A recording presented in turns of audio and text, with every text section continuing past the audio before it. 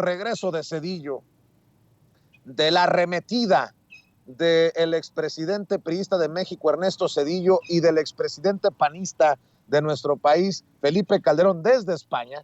¿Qué cosas, no? España, Vargas Llosa, bueno, que arremeten contra el populismo cuando lo que no tienen es un gramito de vergüenza. Déjenme saludar al maestro Jaime Hernández, editor de La Jornada Sin Fronteras en el gran periódico La Jornada, fundador de su canal de YouTube No Apto para Cínicos. Espero que lo respalden, que se sigan sumando, y miembro de esta familia sin censura. Querido Jaime, pues hoy el presidente les dejó su recuerdito a todos, y es que no es para menos. No sé si viste y escuchaste las declaraciones de Zedillo por allá en España, y con todo el cinismo, Calderón, en fin. Maestro, te saludo con mucho gusto.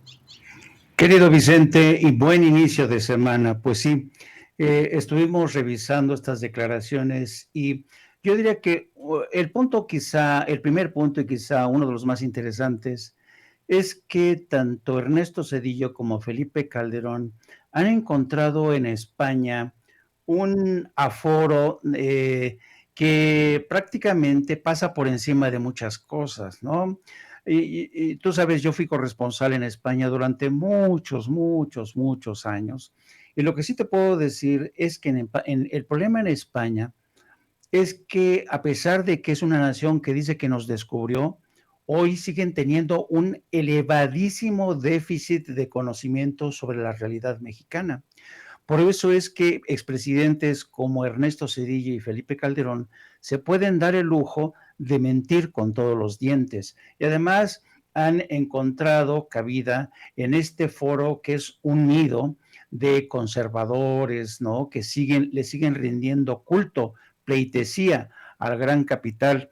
Todos ellos, pues, son los que están viendo con terror el ascenso de líderes políticos que vienen del centro izquierda, de la progresía, como ha ocurrido en Honduras, como ha ocurrido en Perú, como ha ocurrido en Colombia, como ha ocurrido en México y como muy posiblemente ocurra en Brasil.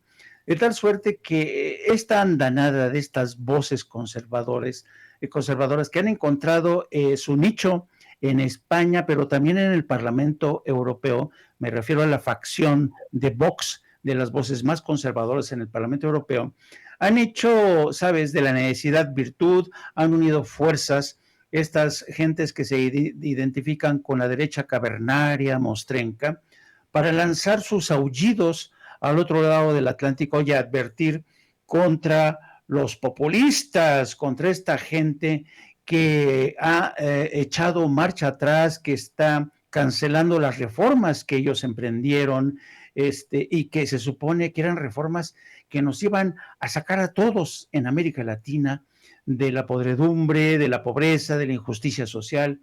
Pero, y volviendo al punto inicial, fíjate que en España, en serio, y te lo digo con conocimiento de causa, si tú ves, por ejemplo, el programa de estudios de los niños españoles, jamás se va a ver el tema de la conquista de México como en realidad fue. No hay una preocupación por México, por su historia. No. España está demasiado concentrada en su amor por la Unión Europea. Ellos son europeos. Ellos dicen que son europeos, que sí descubrieron América, pero no tiene nada que ver con Latinoamérica. Hay una mirada de desdén, ¿no?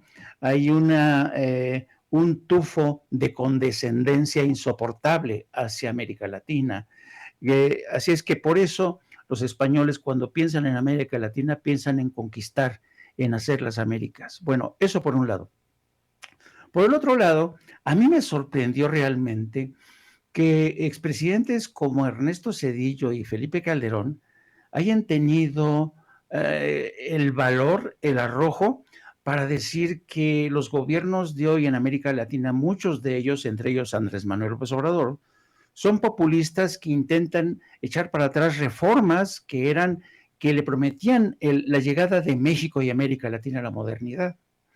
Y yo, desde el viernes pasado, hacía mención a un reporte muy interesante del Latinbarómetro, que ya sabes, el Latinbarómetro mide el grado de satisfacción de los ciudadanos en el hemisferio occidental, en Latinoamérica. Y fíjate lo interesante del caso. En ese reporte del Latinbarómetro decía, adiós a Macondo. En otras palabras, adiós a ese surrealismo en el que nos hicieron creer todos aquellos que desde el Fondo Monetario, el Banco Mundial y Wall Street nos dijeron que las reformas eran algo mágico, ¿no? Que la riqueza iba a caer como maná del cielo con estas reformas, que iba a gotear de arriba hacia abajo. Pero ¿qué es lo que pasó? Pasó todo lo contrario. Y antes de la pandemia, yo no sé si ustedes se acuerdan, en países como Colombia, en países como Perú, en países como Ecuador, en países como México, empezaron a gestarse movimientos de protesta. La gente ya estaba harta de lo que estaba pasando, de estas políticas económicas, y si no hubiera llegado la pandemia, que Dios nos agarre confesados, porque la pandemia frenó ese proceso de protestas. Pero a donde quiero ir es que tanto Zedillo como Felipe Calderón prefieren ignorar ese pasado de protestas y decir que el gobierno de Andrés Manuel López Obrador quiere seguir impulsando reformas, quiere ir en contra de reformas que nos llevarían a la modernidad. Y como dice el presidente, qué sinvergüenza, qué cara dura de Ernesto Zedillo, que fue un hombre que nos entregó en brazos de la banca, que hizo que privatizó deuda privada y que hasta la fecha seguimos pagando. Y luego llega también Felipe Calderón con un tono, con un tufo sospechoso, de alto octanaje, y con ese tufo sospechoso de alto octanaje dice, la democracia en México es posible que caiga en un mes, ¿no? Y uno dice, pero qué seriedad de estos foros, ¿no? Y yo creo que lo que están haciendo es precisamente darse un tiro en el pie estos dos expresidentes, porque saben que efectivamente ya no nos creemos sus ficciones. Fíjate, hay varios análisis que sostienen, así como Latinbarómetro decía que América Latina ya se despedido de Macondo, que ya no, los ciudadanos ya no creen en esa ficción que nos vendieron desde Wall Street. Bueno, hay científicos sociales que sostienen que durante mucho tiempo en México y en América Latina todos los ciudadanos éramos una suerte de anfibios, ¿no? De anfibios porque teníamos dos sistemas de respiración o de enfrentarnos a la realidad, ¿no? El mundo ficticio y el mundo real.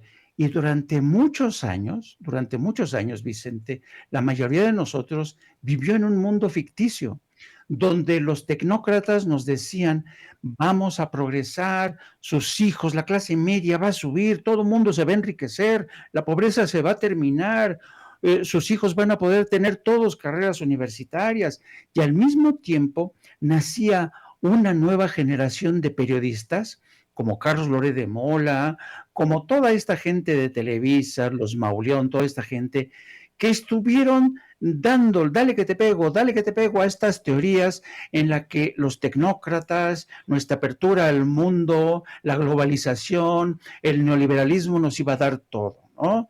Mientras ocultaban los crímenes, la guerra de baja intensidad contra el narco, las corruptelas, y vivíamos en una ficción. Pero este aquí que llega un personaje en el 2018 en México que nos da una dosis de realidad y nos dice, señores, las cosas están así. Y si no hubiéramos llegado, las cosas pudieron haber explotado, ¿no? Y es la verdad. Entonces, ¿qué es lo que pasa? Que ahora nosotros hemos dejado, la inmensa mayoría hemos dejado de ser anfibios, ya no vivimos de la ficción, queremos vivir de la realidad. El presidente todos los días nos habla de esa realidad en la que había gente que robaba, corrupta, periodistas que mentían, que se prostituían y lo siguen haciendo. Así es que yo, en lo personal, prefiero vivir con esta realidad, aunque sea dura, ¿no? Aunque sea brutal, pero prefiero atenerme a esta realidad en la que ya no van a venir gentes a meternos el dedo en la boca y a decir, no, cuidado, las reformas que ha echado a andar el presidente eran buenas. El aeropuerto que iba a construir el PRI y el PAN allá en Texcoco iba a ser una maravilla, ¿no? Y mientras nos ocultaban que ese aeropuerto era inviable, ¿por qué? Pues porque estaba construido sobre un lago. Entonces, yo creo, querido Vicente, que la dosis de realidad con la que ha llegado el presidente Andrés Manuel López Obrador ha sido brutal, pero ¿sabes qué? Nos ha curado en salud. Y yo por eso celebro que hoy el presidente le haya lanzado el reto a Carlos Loret de Mola de que o demuestras que efectivamente en mi testamento político mi hijo es considerado como sucesor después de Claudia Sheinbaum, o tú mejor deja ya de dedicarte a eso que llamas periodismo. Mi querido